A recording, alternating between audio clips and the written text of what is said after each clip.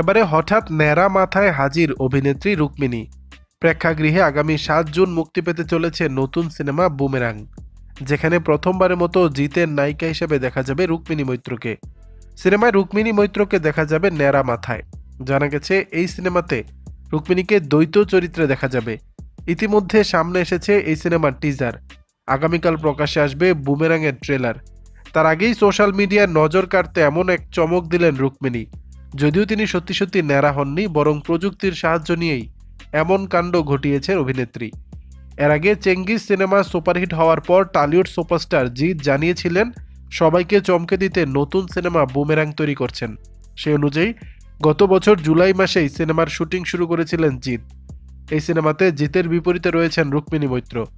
তারপর থেকেই জিৎ অনুরাগীরা অধীর আগ্রহে বসেছিলেন এই সিনেমার মুক্তির অপেক্ষায়।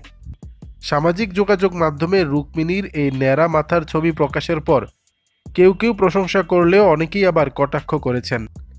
অনেকেই ন্যাড়া মাথার বিষয়টি ধরতে পারেননি দেখে রুক্মিণীর ডেডিকেশন নিয়ে তাকে প্রশংসায় ভাসিয়েছেন।